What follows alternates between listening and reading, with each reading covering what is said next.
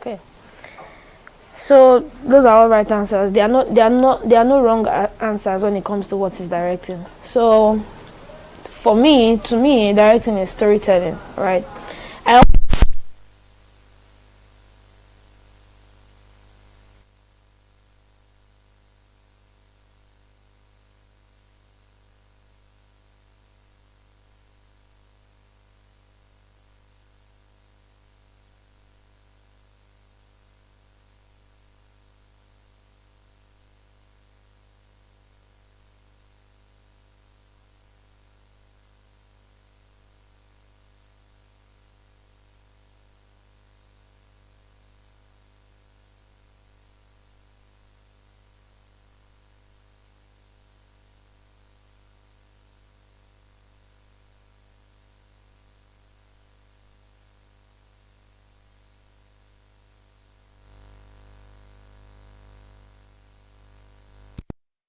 another point you can say they should shout and be in it, right? So everybody has whatever it is, but what story are you trying to tell with that particular scene?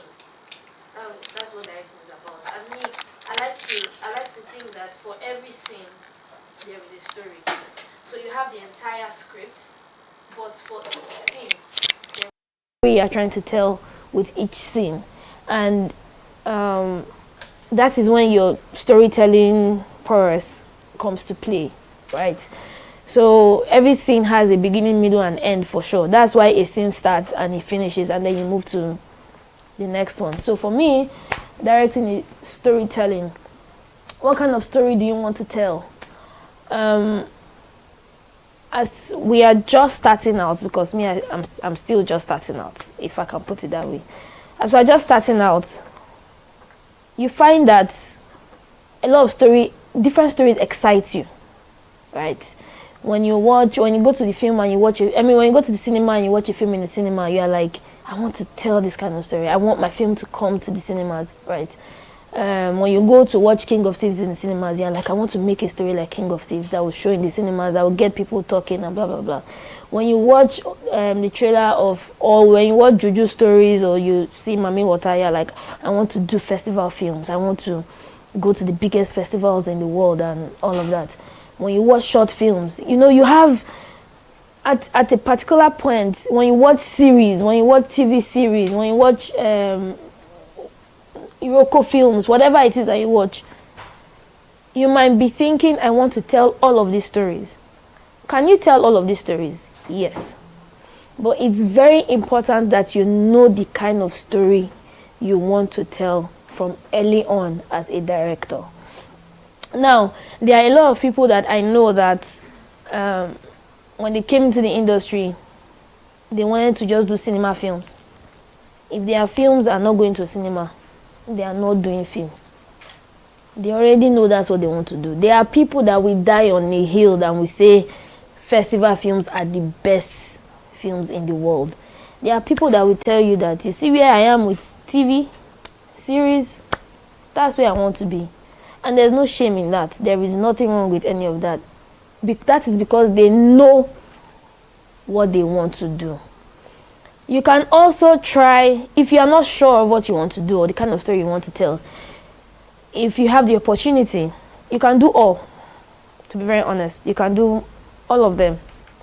And then you can now decide that, oh, I'm more drawn to this type, I'm more drawn to this type, right? So what kind of story do you want to tell? What medium do you want to use to tell that story, right? So let me give an example. If you miss the opening credit of a CJ Obasi or an Abba Makama film, if you miss the opening credit and you do not see the directors of those films, when you are watching it, you can guess and say this film is CJ or is Abba. If it's not, if you are wrong with your guessing, you will realize that those people that you have guessed, the person that must have done that film is a friend to that person. The person that must have done that film thinks like the people that you've mentioned, right? If you are in the cinema and you are watching a Ni Akimolayo film or a Nas film, like me now, for example, when I hear Nas's dialogue, because he's a writer and a director, when I hear his dialogue, I don't need to check who wrote the script. I already know it is Nas, because his voice is there. Somehow you can hear him talk, right? You can hear him think when you hear the dialogue from the film, right? So finding your voice is important to have your identity. So at the end of the day, right, we are going to be lost for a while, because we are still in the process of finding who we are, what kind of story we want to tell. So when they throw stories at you, and then this is Nigeria, my brother, you will go hungry. So when they throw stories at you, you will jump at it, right? But when you start finding your voice, start finding the kind of stories you want to tell, somehow you just see yourself start rejecting scripts, or you are saying, this is not the kind of story I want to tell. I don't want to, like, I'm happy for the people that are telling these kind of stories, because that is what they want to do, but this is me, and this is the kind of message I want to, pass across. Directing is evoking emotions of the characters to make the audience feel something. So that's one important point, right? If you're watching a film, and it's just natural to human beings. So when you're watching a film and you watch from the beginning to the end, and you just leave the cinema, you are very indifferent. It did not move you. It did not. There's a problem. It's either you are not the target audience of that film, or I don't know what went wrong, to be very honest. But watching a film is supposed to make you feel something. So even if it's with one scene, one particular scene, so when you get out of the cinema, you're like, damn, this scene resonated with me so much. This scene, that's why people keep clamoring about the fact that they want Nollywood to tell relatable stories, because they want to see themselves in whatever it is that they are watching. They want to be able to feel something. They want to be able to say, I understand what this person is going through. I know somebody that has gone through this. I feel what this person is feeling, right? The minute you can make your audience feel something, whether you have the baddest camera or the baddest DP or the baddest gaffer or whatever, as long as you make your audience feel, that is like the most important thing ever. The kind of camera you use, your gaffer, whether they are world class or not, is just an added advantage. You can shoot a film on your phone and you make them feel something, as opposed to everybody using the fancy things and you cannot feel anything, right? So you need to start questioning yourself, what do I want my audience to feel with this thing? Because at the end of the day, as much as you are telling a story, you are also selling a product. You are also selling a film, right? So if you are looking, like me now, I always look at it from the point of view of the director. When I'm on a set, I am in charge of controlling, in quote, controlling the emotions of a scene and all of that. If I'm looking at this and I'm like, I need people to feel like this woman is a strong woman. I need people to feel like this man is a strong man, right? That will help me to know how to direct the scene. But if I have no clue what I even want these characters to be, then I don't know what I don't know what I want my audience to feel. I don't know what I want my audience to look at this character and say, let me give an example. So, how many of us have watched Gang of Lagos? I'm sure it's Gang of Lagos. So the scene where Chioma Chukwuka's character, when she was in church after her son died, there was a way the camera moved, right? At first it was the God eye view on her, and then she was weeping and crying and crying and crying, and when she started getting to the point where she was saying that is going to be blood for blood, the camera started coming down to her face and blah blah blah blah blah. Right? If you understand storytelling and what you want, or whatever is making you feel, you realize that she started off weak and then she ended up as a strong person. Right? So the director already knew. So if anybody can read that scene, I promise you, another director will give you a frontal shot from beginning to the end. Another director will give you frontal profile, then wide. Right? There is something that happens when you are sure of the kind of story you are telling with a scene. It means that you're not wasting anybody's time on set. It means that before she came on set, she already knew that is how she wanted to block the scene. She already knew that this is what I want people to take from this scene. This is the emotions I wanted people to take. Because even you, that you are angry that her son died the way he died, you are like you are grieving with her in the beginning, but when she switches it up and she's angry, you are also angry with her, consciously or unconsciously. And then you are anticipating how you're anticipating how they are going to get their revenge, how that is going to happen, because she has mentally put you in that space where she's sad, now she's angry, follow my anger process on how I'm going to get revenge on my son's death. You get what I mean?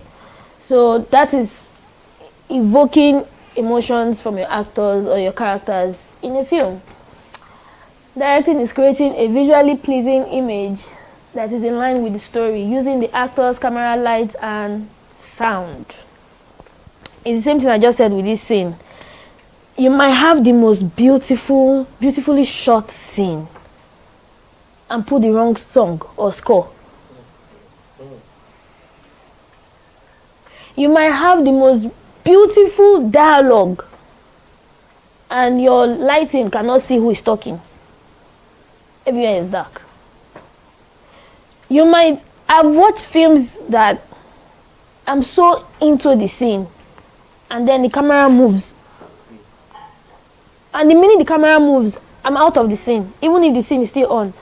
Because why did you move the camera? Right? You have made me stay in that scene. You have made me invest in that scene. I'm focused already. But then you move the camera. It's distracting to me. Right?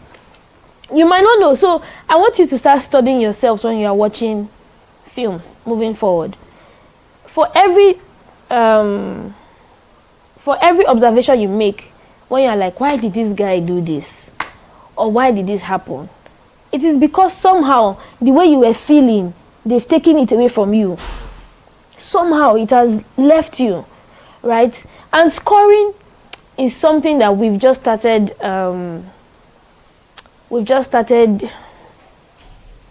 taking serious in Nollywood, right? It is very important to know. So I'm in post-production for one of my films, and without scoring, before I gave it to the sound engineer, I could watch the film, like I've watched the film like 11 times. Just dialogue, right? First cut, second cut, all of that, right? And the minute I gave it to the sound engineer and then the film came back with score, I wasn't enjoying the film anymore. This is a film I've been watching without score that I have been excited about. But when it came back, I wasn't enjoying it anymore. Because somehow, the score is making me feel like I'm watching something different. That's not the film. The score is not resonating with the story that is being told. And I just told the guy, I said, you know what? Let's take a break. Let's not work on it right now, right? Let's talk about the film. What do you think about the film? What is this film making you feel at every given point? Because if he does not understand where you want to go, he will keep putting what he feels should be there. He will keep putting what he feels, just slap this music there, just do this there, just do that there, right? But when both of you are on the same page, then you know somehow you just know that this is what is supposed to be there. Somehow the wrong score will, your ear, it will catch it. Somehow that's why you listen to songs and some lyrics and you know that this is how it's supposed to sound. But with some other lyrics, you are like, you cannot join both together. Like, it's not working. Directing is listening. This is probably one of the hardest things I had to learn as a director. So you cannot be a hothead and be a director.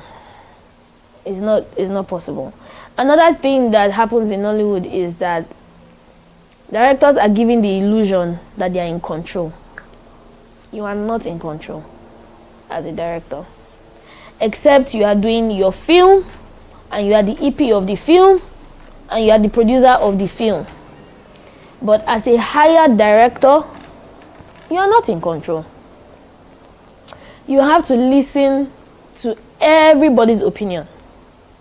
Everybody. And you also have to be very diplomatic. Because you can listen and be like, I've listened, Abby. No, I'm not working with that. You as a director, you have to care about everybody's feelings, but nobody's caring about your own. So if you are the type that is looking for people to care about you on set, I'm sorry. They'll probably start caring about you when the film is out and the film is good. That's when they will start caring about you. But on set, I am sorry. You give your 200 emotions to everybody. The highest they will ask you is, director, have you eaten today? Take water.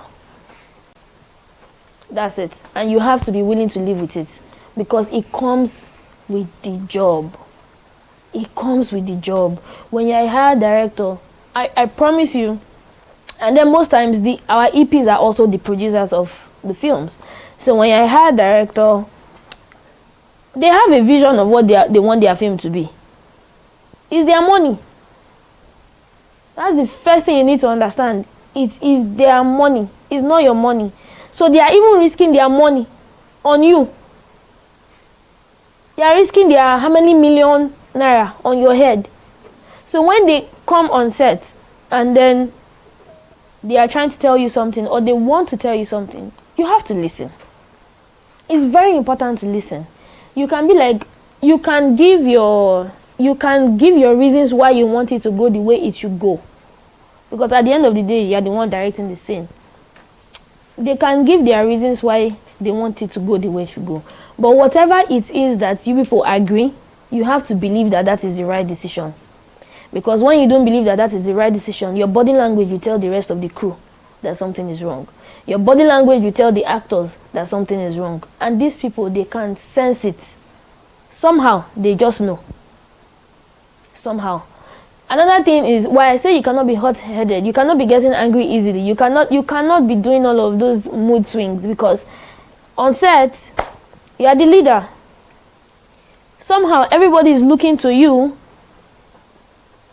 to lead them emotionally. The minute you are angry, just observe this thing on set. The minute you are angry, things will start going wrong on set. Like, you don't need to say things should go wrong, but the minute you are angry, the DP is not getting something right, he's going to be angry at his first AC or the focus puller, or he's going to be angry at the gaffer. Somehow the AD is going to be angry at the second AD or the third AD, and then the actors are going to be cranky. Somehow, emotionally, everything will just start going wrong because the director is angry. So that thing that is worrying you from house, leave it. But when you are going on set, you are going to take everybody's things that is worrying them from house. Somehow you are going to make sure that if an actor have not eaten, you need to find a balance between casually telling your crew or your cast chaperone that why have the actor not eating. Don't be angry at that person, but at the same time, understand where the actor is coming from. So if you don't know how to balance your emotion, it's gonna be tough, because Nollywood will Nollywood you. I'm just saying. But listening. Listen to your actors. Listen. Actors are very delicate people. Very, very delicate people. You might come and block a scene and the actor is not feeling it. It is your, and when an actor is not feeling it, they might frustrate you, knowingly or unknowingly. Now your job is to make them trust you enough that you know what you are doing. Part of the trust process is listening. You need to give them your undivided attention. They are like babies. They will cry and you need to answer them. You need to give them food until they are satisfied. Another thing with actors is when so let's take for example, she's an actor, you're an actor, he's an actor. Actors can tell when I'm giving her attention. When it's not coming to both of you, it's me it's going to affect. So I need to balance how the attention is going around. Right.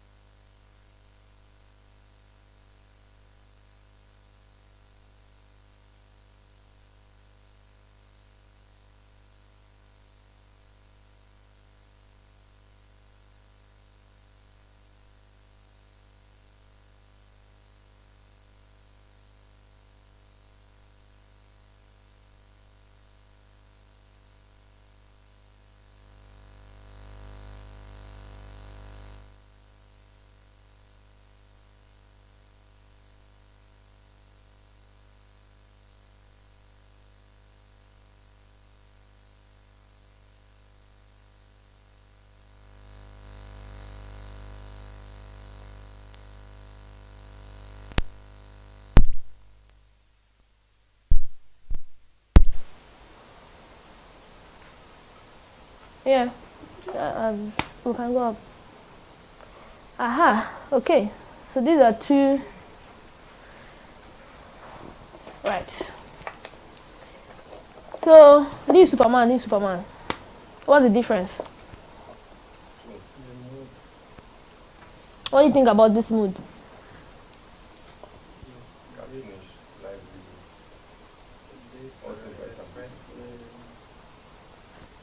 What's this? Why do you think they made this decision? For more drama or more dramatic effect. That's one. Convert the message to the viewer rightly.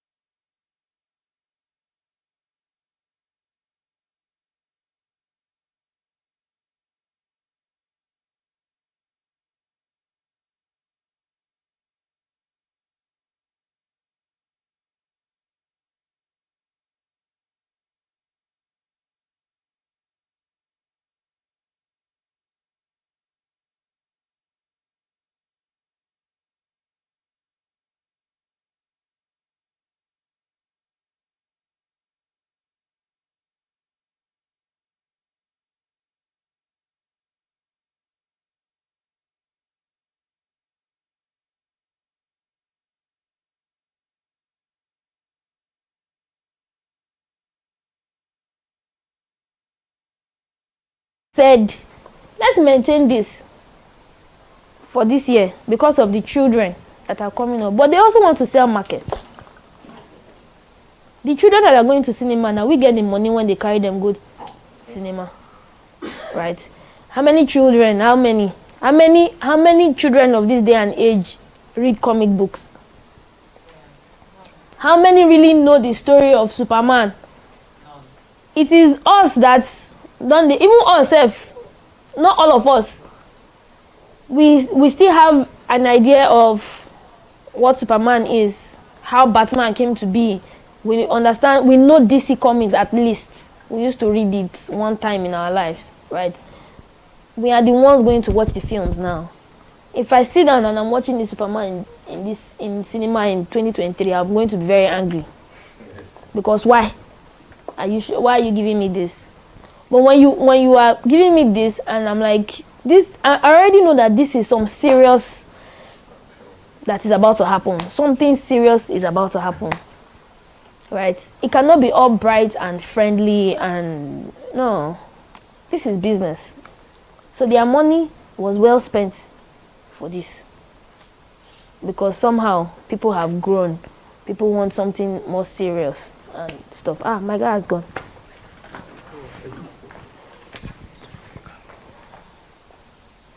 I can see myself. Oh. Hello. Oh, we have online.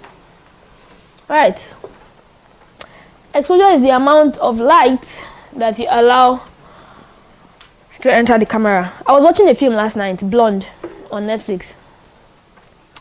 The way the director used exposure is amazing. Right. Blonde is about, who has watched Blonde? It's about the story of Marilyn Monroe, right? From the opening scene, you can already tell the kind of film it's going to be, right? The director knows why there were a lot of exposure with the camera, with the light, and so here we are very worried about exposure because if a scene is overexposed, if it's not giving you what it's supposed to give you, there's a problem, right? But in his film, he allowed it because the story was giving what he wanted it to give. at that point. It was very, I want it to be exposed at this point. I want it to be on it. So he was going between overexposed to normal whatever, and underexposed. Actually, he was going between all of that. These are things that happen. Even the aspect ratio that he shot kept changing in the film, right? Because he wants you. He used a different aspect ratio for the past. He used a different one for the present, right? So when you're using all those things, it means that you've sat down and you deeply thought about where you want to transport. I can hear myself. Right, where you want to transport your audience to. In one film, a scene can be underexposed, overexposed, or properly exposed, depending on the story that you are trying to tell with this scene. Now, it makes sense that you are, what's the word now? At the end of a scene, you overly expose the scene if you are fading to white.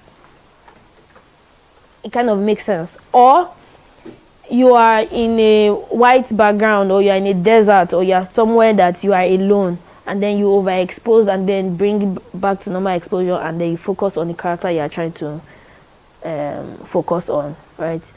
What story are you trying to tell at that time? Is it mysterious? Is it what the person is going through in their head, how they are feeling at the time? And same thing goes for focus. When something is out of focus, does not mean that thing is not important. There is a particular way we are trying to tell the story. Far From Home. Who has watched Far From Home? My boss. You have not watched Far From Home. You have not finished it. So Far From Home, there is a scene where Ishaya's character, he took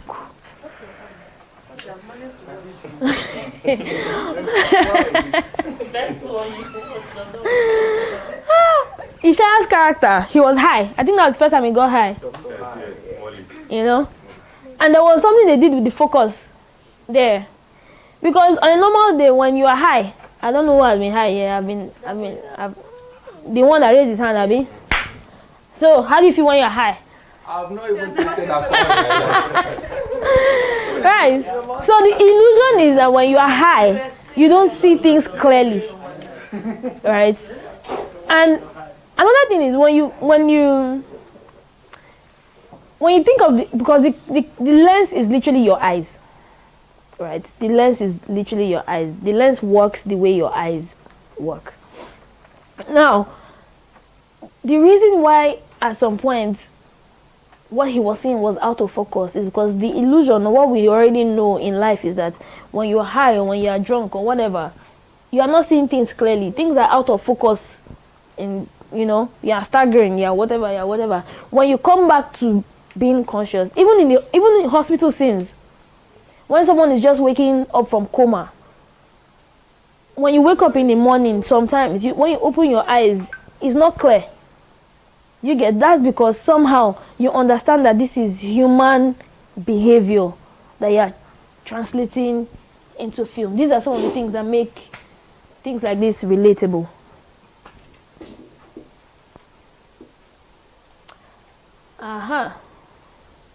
These are two scenes from The Godfather. I think they were even happening the same time. The same day, the same time.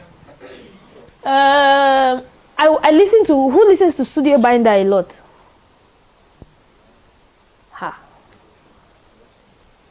Please, listen to Studio Binder a lot. A lot. It will teach you a lot about framing, about storytelling, about all of that. About filmmaking in general. It will teach you a lot about that. Now, when I watched this film the first time, right, it was just a film about gangsters and how things happen in that world, right? But there are things that I saw that I did not think had any meaning until you watch and you read about it, and you watch and you read about it. Now, this man was having his daughter wedding here. The lighting here and the lighting here. Very different. Very different. And if you notice something in The Godfather, they use lighting a lot to tell the purpose of some scenes. Right? I remember there's this particular scene in The Godfather where I think he was already in the hospital, and his friend, his supposed friend, came, and it was his son that was in the hospital. And the way they lit his face, it was divided. One was dark, one was bright. Because you already know that the story is saying that guy is already betraying his friend. You just know that is why exactly. Because this guy is not who he says he is. Right? He's playing both sides. He's here and he's here. Right? In this in Studio Binder, they even also said it. The costume of our guy that later turned to the Godfather himself. What's his name, says? Yes. Right? Somehow you could already differentiate that this guy is different from his family members. He did not want to be but the minute he fully became the Godfather, everything about him changed. The way he dressed, the way he talked, the way he looked, everything somehow changed. He was not that soft boy anymore. Thank you, boss.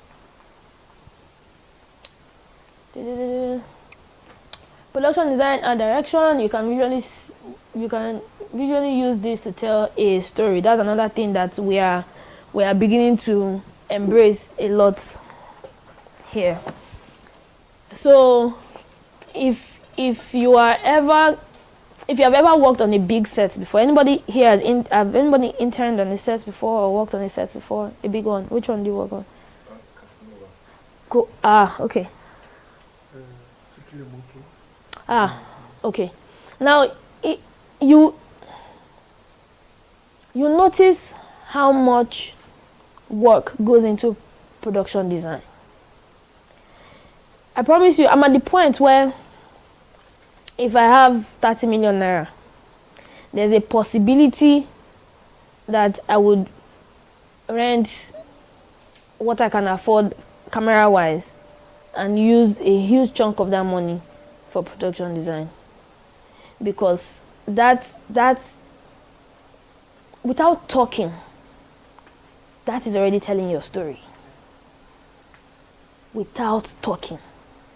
So another thing that we do in Nollywood is we talk a lot, we don't show. And in filmmaking, you're supposed to show and don't tell. How do you show somebody is a billionaire?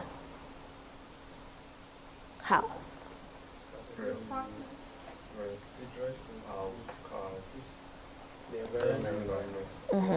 There's a reason why you are watching Nigerian films and you are hearing them talk about billions, and you are looking at the people talking about billions and you are like, this guy can't buy akara to save his life. It's because you can't see it. Talking is easy, but you cannot see it. That's why they always say action speaks louder. You cannot see it.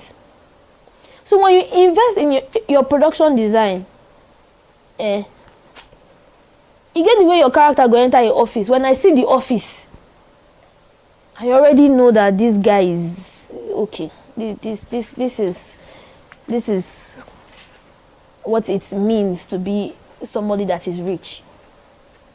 Let me give you an example. Blood Sisters. Who has watched Blood Sisters? He has watched Blood Sisters. Let's clap for him, please. No, Okay, because I did not write. let's clap. Yeah, he has watched Blood Sisters.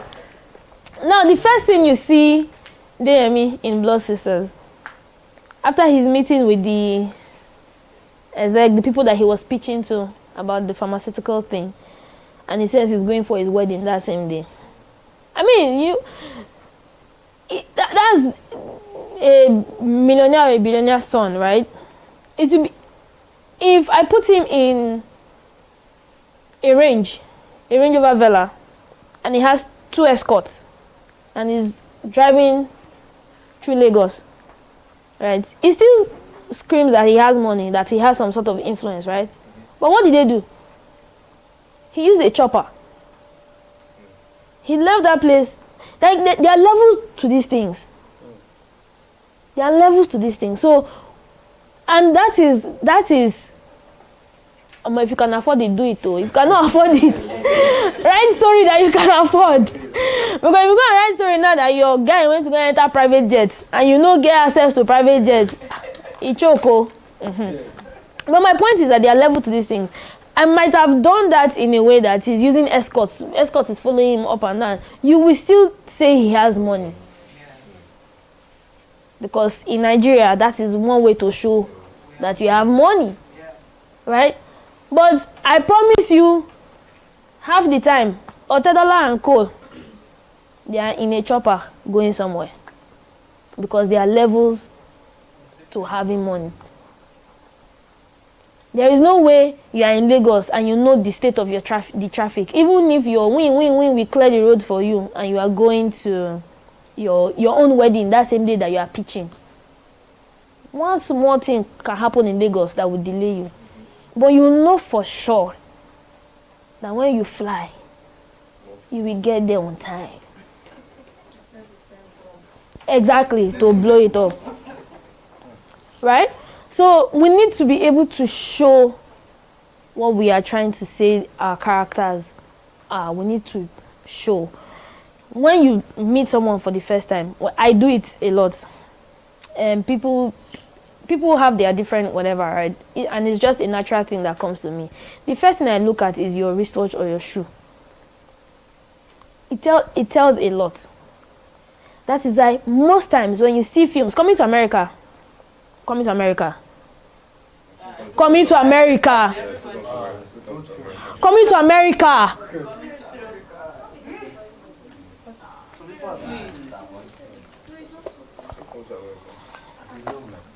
It's been long, but it's something that I'm saying it though.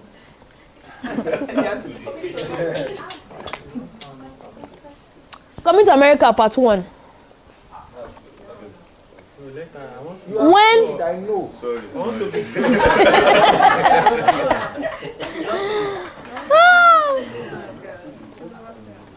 Coming to America, part 1.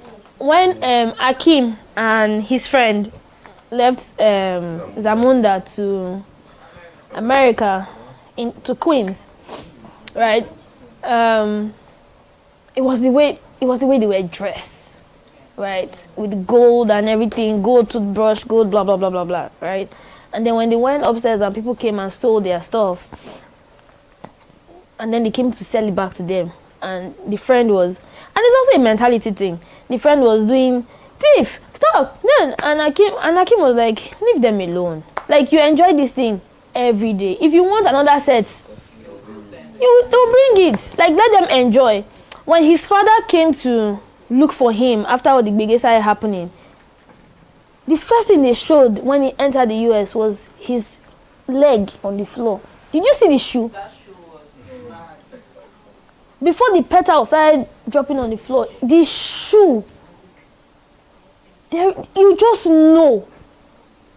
You just, like, there's this series I just watched. Who watched Korean K-drama here? I watched it. well, before you ask about that, I've watched Coming to America. You have? I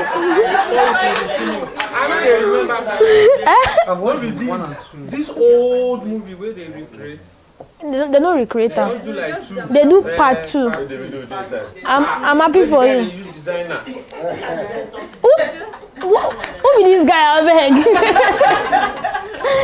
Right. So I watched one recently. You should also watch King the Land. I mean, K-drama. You should watch K-drama a lot. King the Land, right? The way they introduced the guy from the beginning. Baba was from the chopper, came down with what did they call it? Parachute. Right? He jumped from the plane with parachute, landed on where he was going to land. And then when you see this guy, from the way he dressed, you already know that this is not a poor person. His suit, if he caught you, like, sharp, your shoe shine, That was that guy. And then you learn later on that he was going to work in one company and he was lining up with every other person. When you see the people that were lining up with him, you know that this guy is not supposed to be here. When his supervisor came, his supervisor was like, "Why are you wearing this wristwatch? Do you like this? What suit is this? Why do you have this kind of shoe?" Because they were not on the same level. It's just a knowing.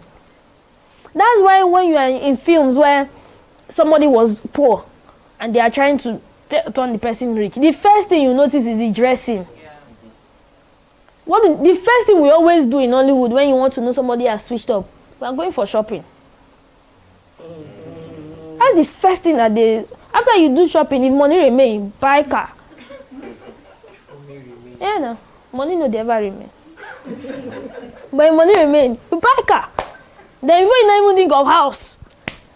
Now when you don't use the money for clothes and car, you go don't say, For buy house. aish. But there is a way, and it's just how humans are. There are meetings I go for that what I drive can earn me some sort of respect. There are meetings I go for, I will park far.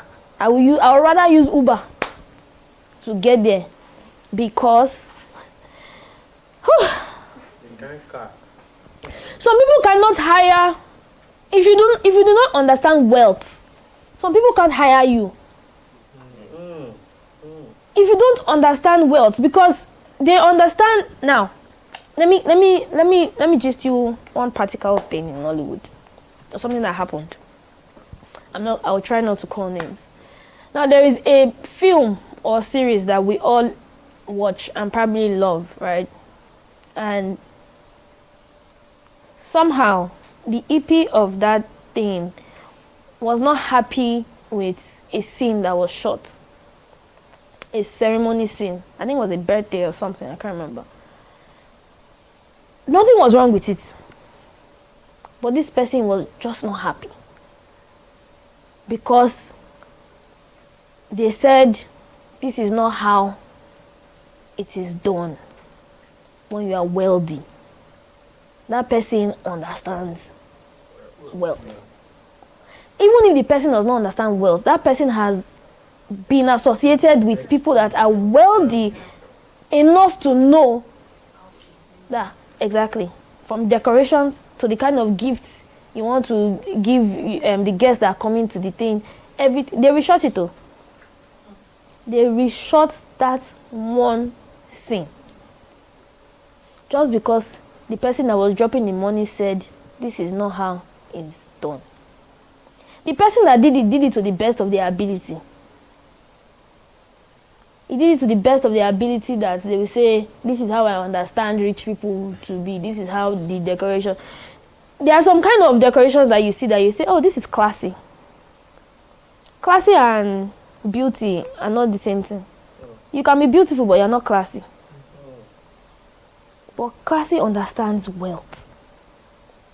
Whether you like it or not. Though. So if you want to shoot rich film, you need to invest in yourself. Where have you traveled to? What cultures do you understand? How do you use fork and knife? As simple as that. What kind of glass do you use for champagne? What kind of glass do you use for whiskey? What kind of glass do you use for... And as a director, you have to know these things.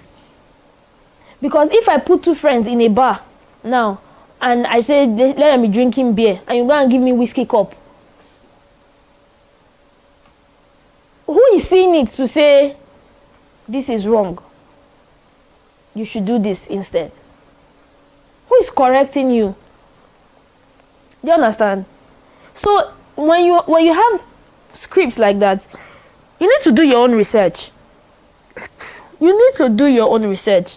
And you also need to do your research in a way that if you know that production cannot offer you all of these things that you need, that's why you also need to understand storytelling. Somehow you need to understand writing.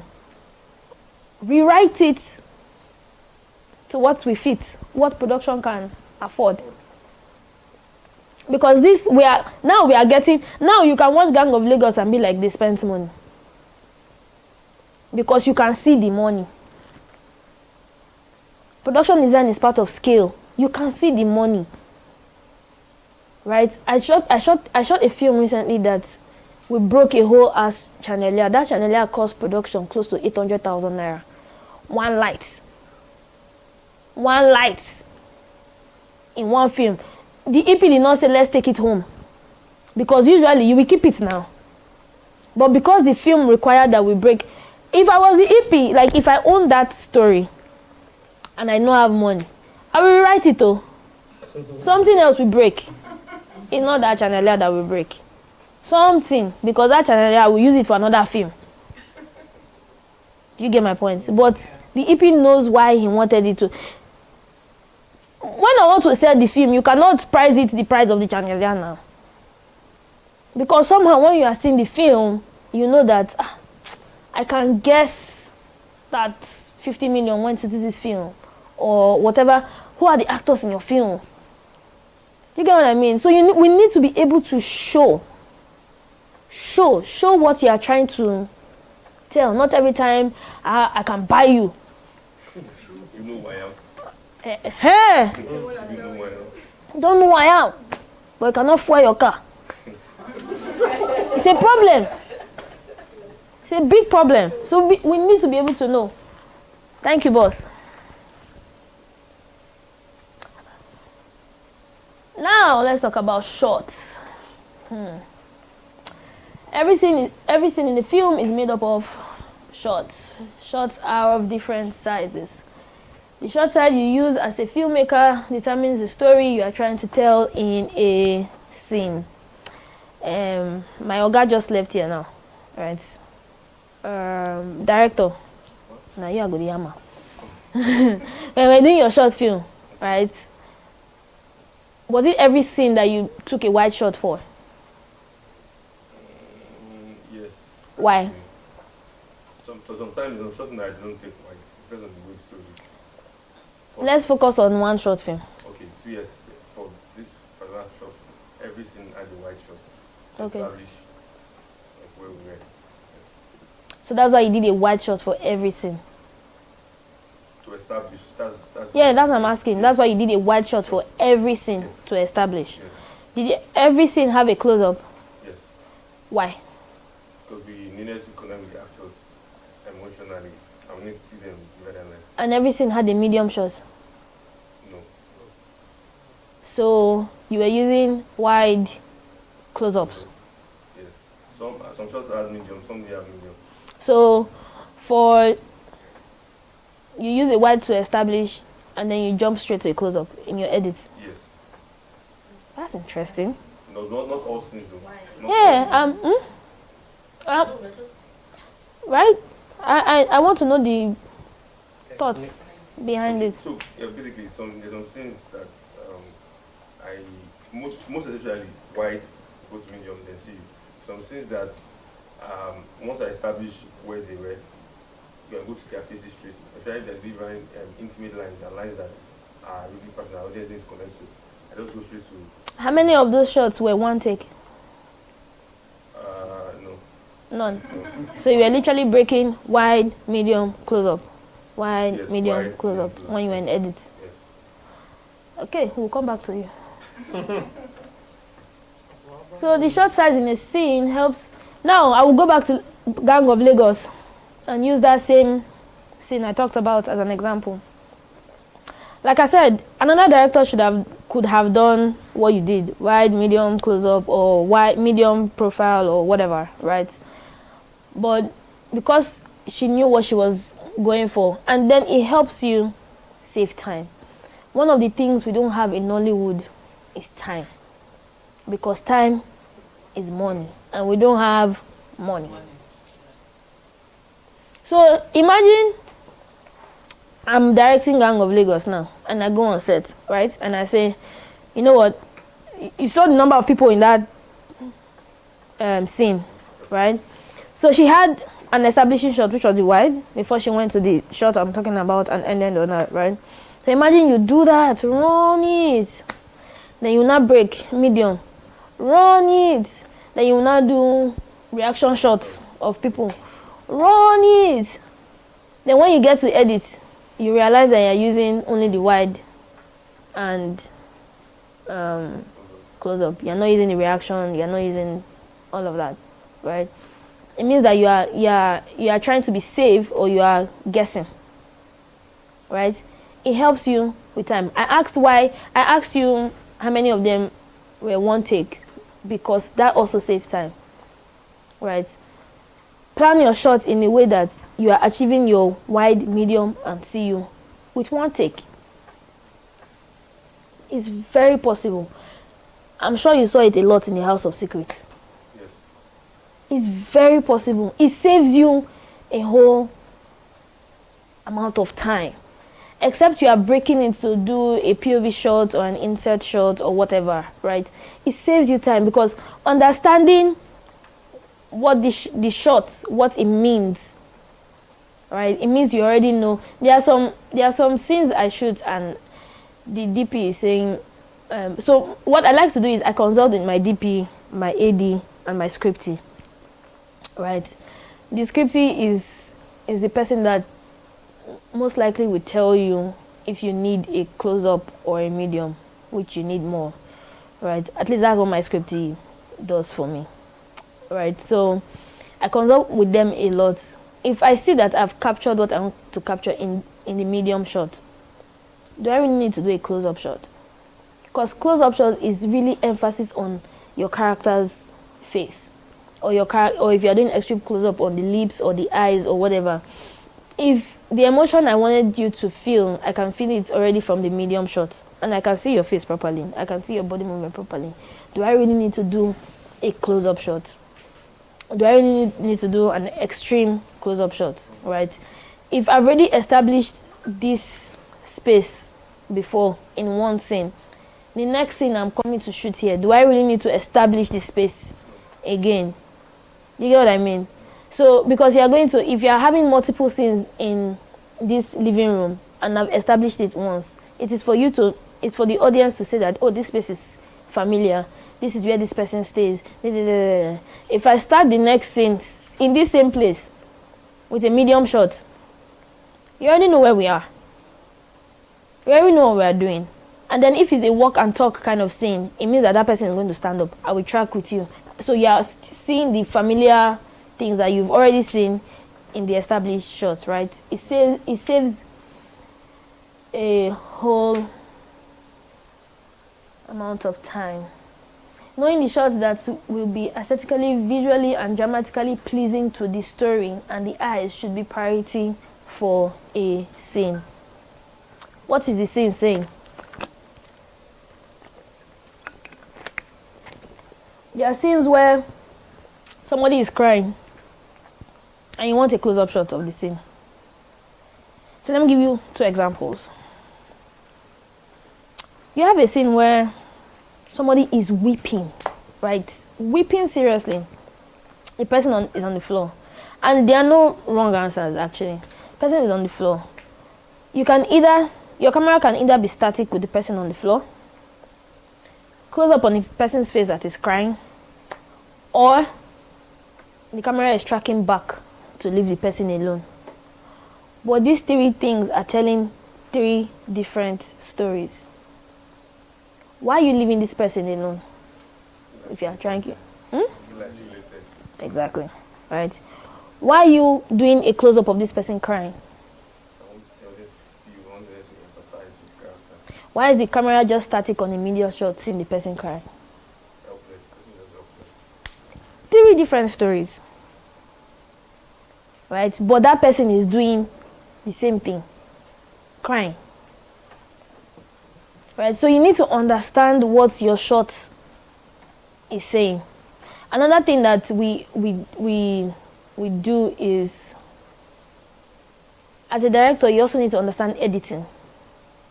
Right? So that before you shoot the scene, you've edited it in your head. When you do that in your head, it means that you know the important shots that you need to make the scene work. Right? Now you cannot have all of that in your head. That's why I did shortlist. You cannot have all of that in your head.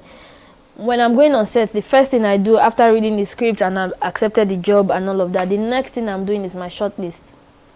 You need to imagine how your film will be visually. That's how you do your shortlist, right? So you start breaking it down. For Hey You,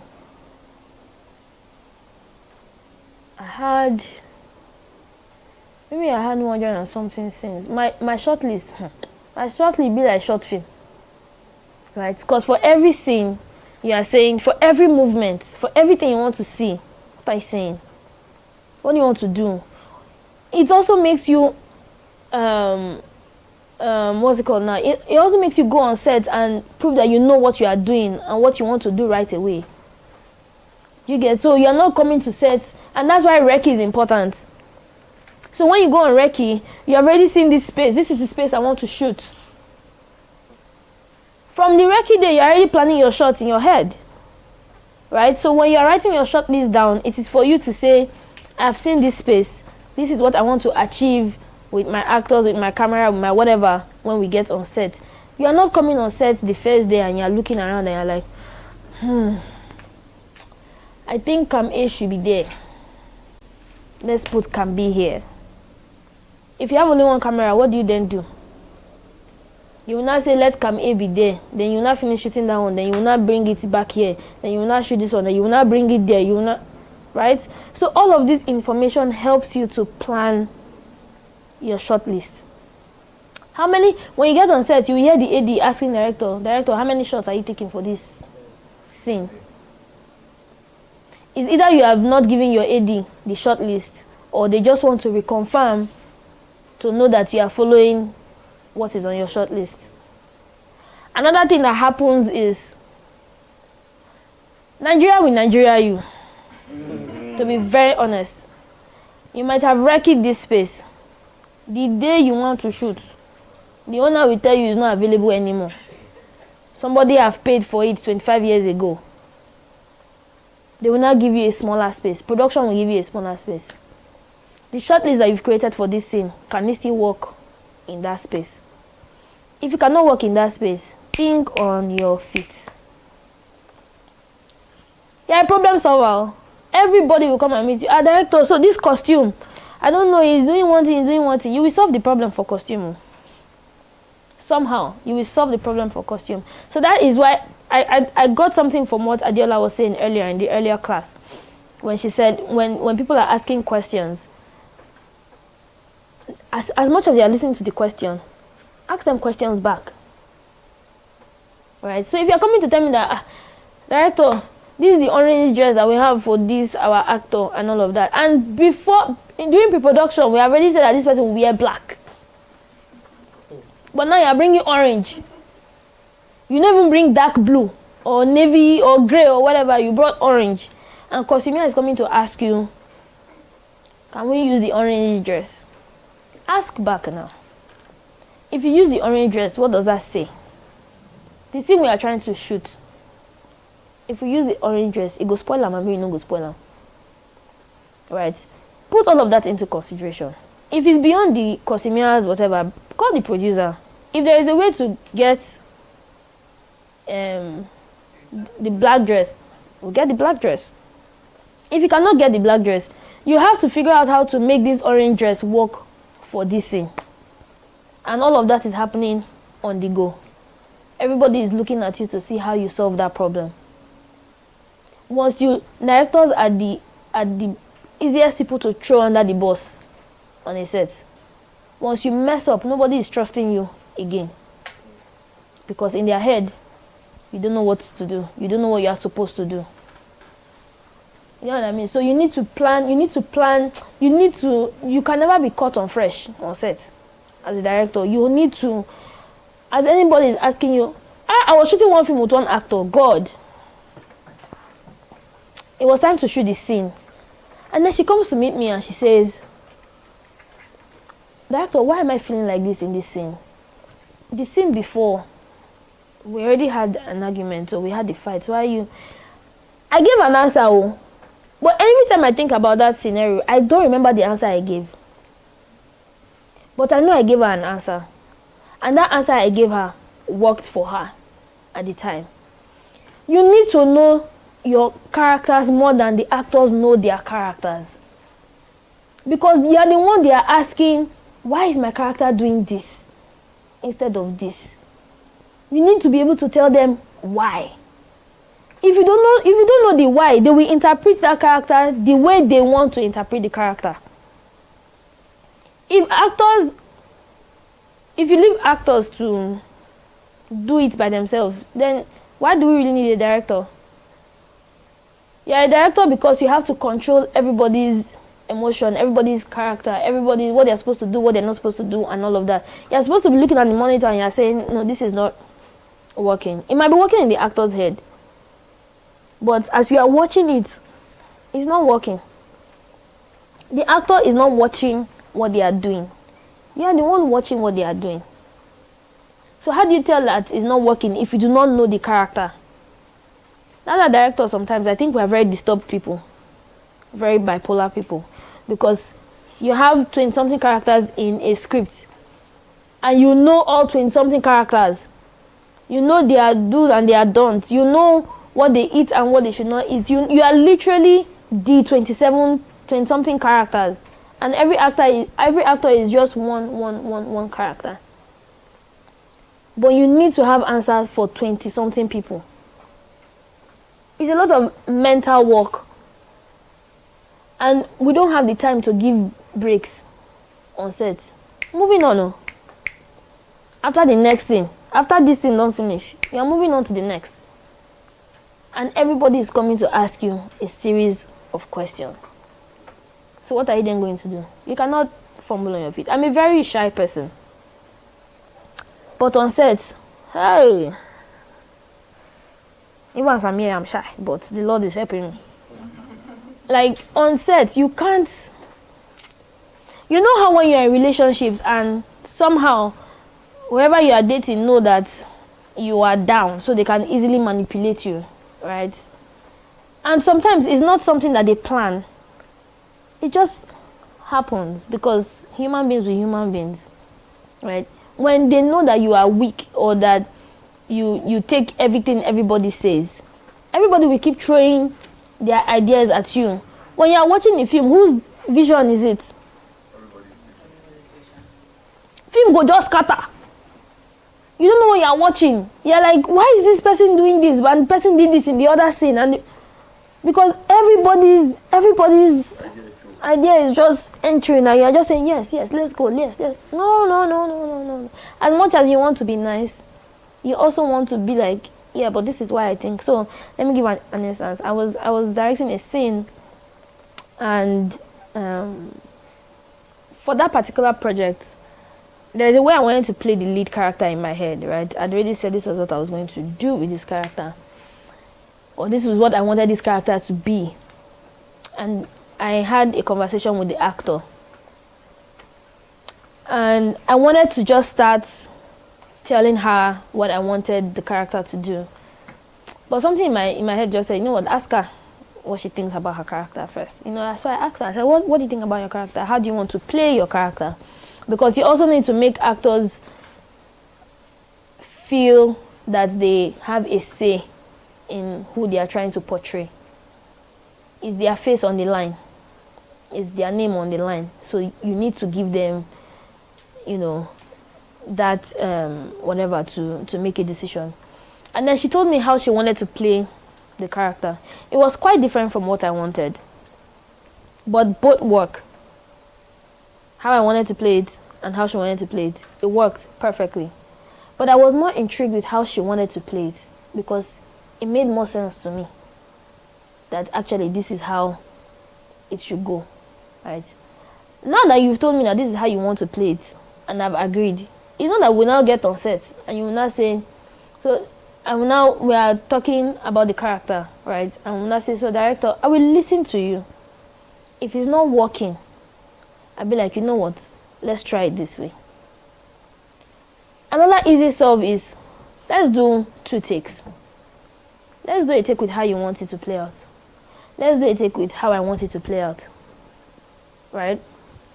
Make them feel like they have your ears, or that you can hear them, or that you can understand them. When you get to post, you are the one sitting down in front of the monitor with your editor. They are not there. You will play the two scenes, whatever works, whether it's your own or whether it's our own. Or you will pick one. Right? Nobody, that I'm almost very certain that actor is not going to call you when the film is out and say, "Oh, we didn't use that my own again." It's not going to happen, because you were there in post and you saw the one that worked better. And that's if you have time. If you don't have time, go with your gut feeling, because when you also start entertaining all of that, actors can get carried away. They will not have something to say for every scene. You now have to listen to them for every scene. I'm not saying you should not listen, but you need to know how to balance that kind of situation. So we have the establishing shot. Establishing shot is used to determine location, time of day, and is used to transition between scenes. It's also used when a new location needs to be introduced. So when you see this, what comes to your mind first? Right, so it's not just Lagos. It's a particular part of Lagos. It means that the next house you see, your head is already saying it's on the island. But when you do Makoko as a stab, the next house you see, your head is already saying this. Exactly. Right? When you see this, what do you see?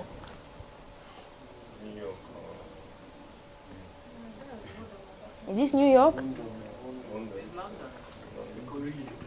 This is London. Right? So you already know. And that's another thing that we do. So the beautiful thing about film is that I just show you a picture and your head just automatically gets it. Right? I don't need to travel to London, no. But if I put this a stab, your head just says that It's in London. you're in London. Right? Then you now match it with plane that is landing. Now, give me credit. Come on. Come on, let's go. So, the master shot confirms the location, geography of a scene following the estab shot. A master shot also establishes all the actors in a scene. Yeah, and Godfather again. So, your master is very, it's okay. It's okay. My guy is. You said that before. I get money before, no be rich, oh. So, you have your wide shot. So your master shot, you can use your, go back to the master shot. So this master shot, right? You can, if you're using it, use it to start, and then you can now do another wide after the master shot. The master shot is almost like an establishing shot again, actually, right? Down, you have your wide shot. What film is this? The Django Unchained. Ah, she's watched one. Let's give it up. Right. A wide shot is visually helps to position the actors in relationship to their environment. The wide shot is to really show how your character feels in that world. Right. So another thing about the wide shot is you need to see your character from head to toe. Wherever it is, wherever they are, whatever it is that they are doing. You can tell where he is, you can tell where they are, you can tell why they are there, you can tell what they are doing here. The tone of the two films already tells you the kind of films that they are. Let's go. Hey, what film is this? You can't see face. This is a beach. Not This is a church. Na club. This is kitchen now. Okay, let's move. At least tell them. No, they will know it. They will see another one. So they say they cannot see their face, have you know? So medium full shot or cowboy shot. So this shot shows how confident, dangerous, or confrontational a character is or can be. Now, I use these two pictures because of this name, cowboy. Right, the cowboy shot is literally what you see. It's a bit. It's not on the knee. Is a bit below or above the knee, right? It's a bit below or above the knee. This is not clear because this is not how many years ago film. Now, if this person was to turn around, to a very large extent, you will see their faces properly. You see what they are, what they want to do. You see if they are angry or they are happy or whatever. You can see those details with it. So usually you go from wide, medium, and then you can also do, like I said, one take. I'm a one kind of person. I love it a lot because it saves me time and it's beautiful to move because it's called motion. It's called motion pictures, right? So let's move. Let's go.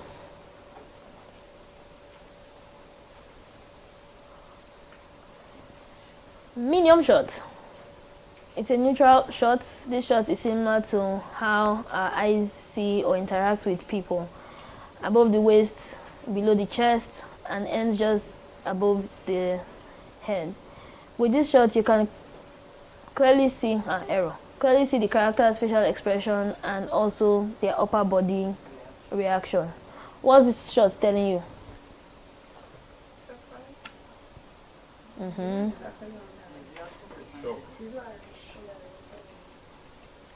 Focus on this character. What's this character telling you? This is your character in focus. Expect. No, expect. In front of him. What's this telling you?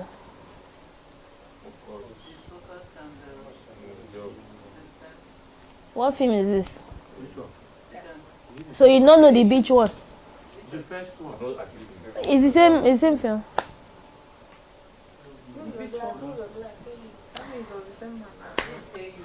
Right. Let's go to the next one. Medium close up. So this shot prioritizes the story and the character's detail. When you need to get closer to a character, this shot focuses on what the characters feel. What are they feeling? She's shocked, sad. He looks remorseful. She's shocked. See now this movie. Let's go down. Close up. You see, it focuses on the eyes. The window to the soul reveals exactly how and what the character is feeling.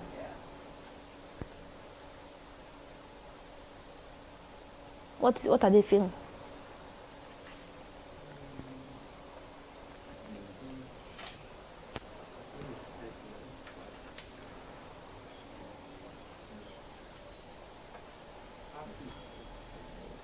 Even the feel of the scenes already tell you.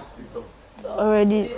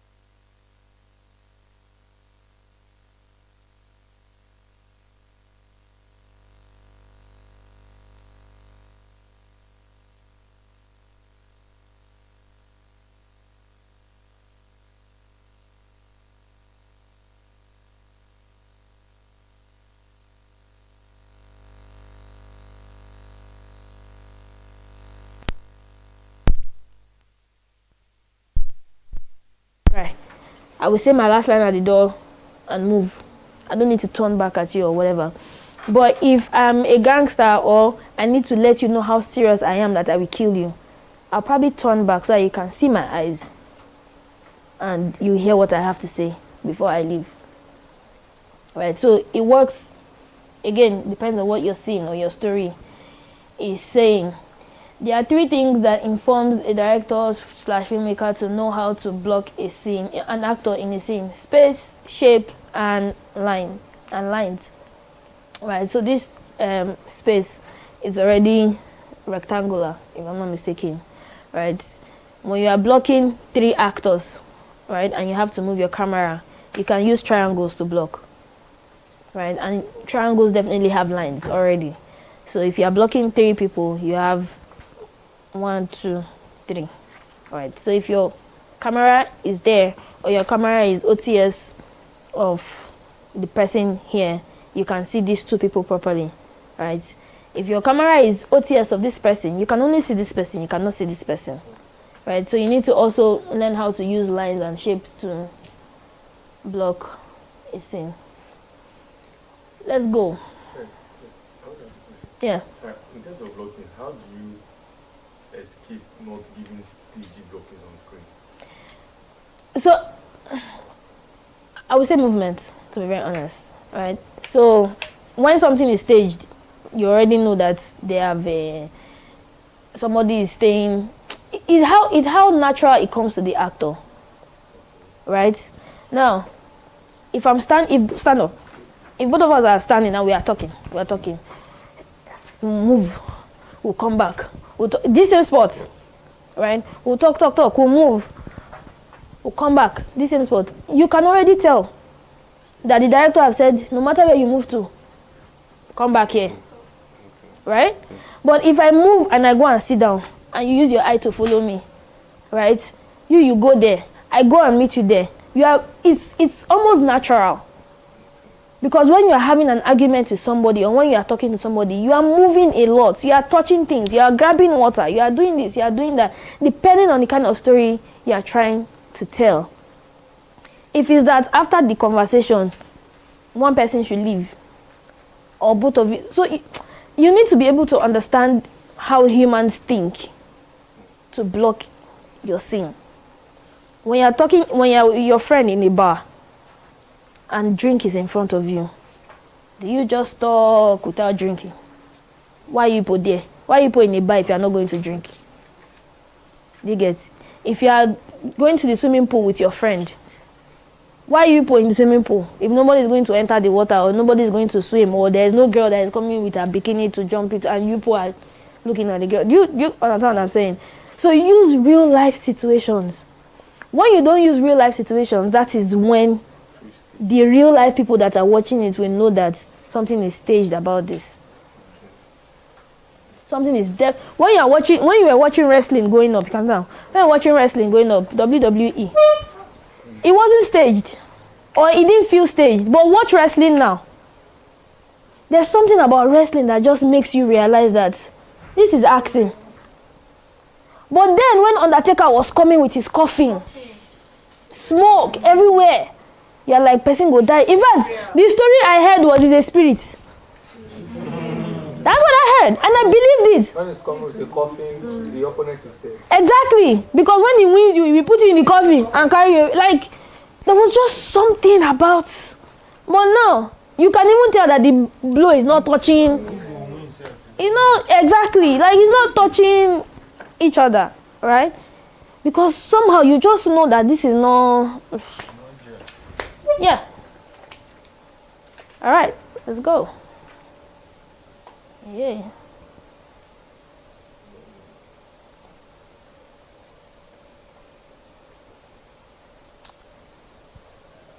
So a single shot is just one character, and the character is the focus of the scene. The single shot is used to show how isolated a character is, especially if the character is small in the frame or not. A single shot can be any shot size. A dirty single shot has a limited presence of another character in frame. So this is a dirty shot. because she's resting on somebody's leg. It's a single shot, but it's a dirty single shot because someone else is there. But this is strictly a single shot. Let's move.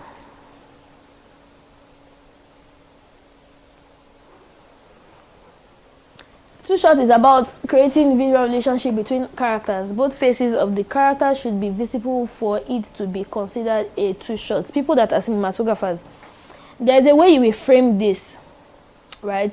It's both of them in the scene, but both of them cannot be in focus because of the way you are framing. Am I right, cinematographers? Right? But if you need both of them to be in focus, you need to frame it almost like this, or make sure that they are both in line. They are both in the same line. So this is a two shot, but in these two shots, what kind of shot is this? Any other person?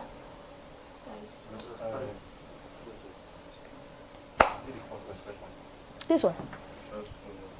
Which one? This up one. So that's a close-up shot, a close-up two shot. So once the frame contains more than two characters, the shot is named according to the number of the characters in frame. So you have your two shot, your three shot, your four shot, and then you have multiple shots. What shot size is this? Medium. Let's go. Over the shoulder shot. Over the shoulder is literally over the shoulder to the next person. It helps to get the perspective from both characters when they are having a conversation. All right.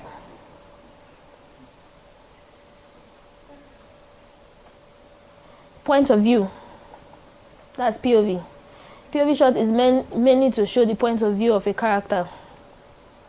What they are looking at, what they are watching. It shows fear when someone is being targeted. You know these things happen to you. Has this happened to you before when you are watching a film and it's framed from somewhere like somebody is looking at them? And then when you realize that nobody is looking at them, you're like, so what exactly? Right? So that's the power of the point of view, because when they do that, in your head, it's already as if somebody is watching them, but nobody is actually watching them. What is watching? Your insert shot, your cutaways, are the important things in a scene. Like, it draws attention to a particular subject or object. It's known to reveal more information. So when you have a bullet wound, a cut wound, something's wrong with your eye, your hand is shaking, if you want to show that you're nervous, I might not see it in a wide shot or a medium shot, but when I do an insert of it, I know that something is up or wrong with you. So, as a director, like I was saying, who are your characters? You need to know your characters from A to Z. Any question your characters throw at you. Another thing that helps me when I'm directing is I try to call each actor by their character names at the time, because that is the life you are living right now. What are your characters going through? In each scene, what emotions are they feeling? They are not happy or sad in every scene. They are always going like this in a story. How does your character speak? What makes your character unique? What does your character do? What does your character want? The rhythm. So this rhythm and modulation of your character, I learned it from Ramsey, right? So there are times when you are sad. You cannot be like this when you are talking. That's why newscasters, they are very good with modulations going up. They know when to hit the right points because of modulations, because of their rhythms and how they talk. Let's move. Pause. Ultimately, the art of directing is using all the film techniques to bring a film's story to life in your own interpretation. Without the director, the actors and the cinematographers really do not know what to do. Shoot a film on your phone now. You can do it now. Anybody can do it.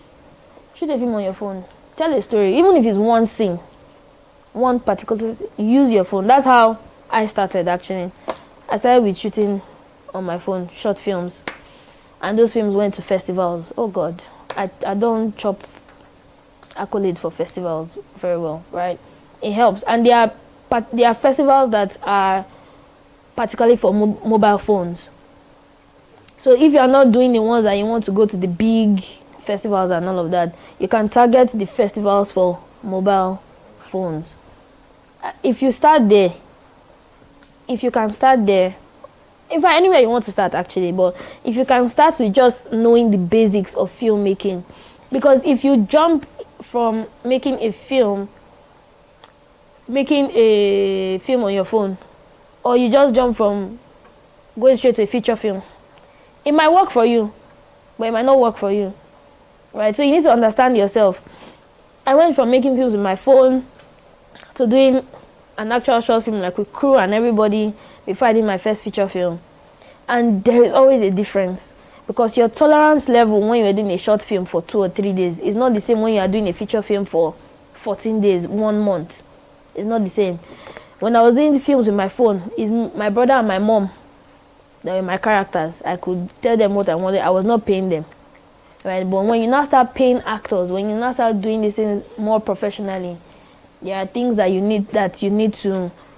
will learn about yourself, that you need to start working on when you're on the film set. So I think I'm done for now. If you have any questions, anything to say, anything to discuss, let's go. Thank you very much. Thank you.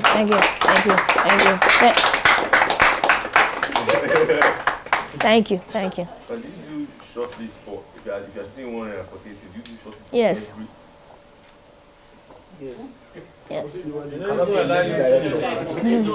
Yes. So there are different ways to do your shortlist. When you have money, when your production have money, is easier. Not easier. I think it's almost better to use a storyboard for your shortlist, because your storyboard you can also see what the editing will be. Right, so you already know that this is a shot. Whatever shot you are taking now is for safety, just in case you change your mind when you get to post. And when you do a storyboard, you are doing a storyboard and you are breaking down all the shots with proper drawing and all of that. So your shot size, your framing, your all of that is in your storyboard. But if you don't have money, do a shot list. Just type it on your computer. I try to do it for all my films. And I do it for every scene. Yeah, including your establishment shot. Yeah.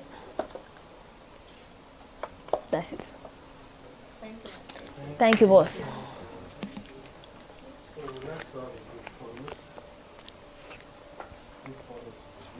Okay, boss.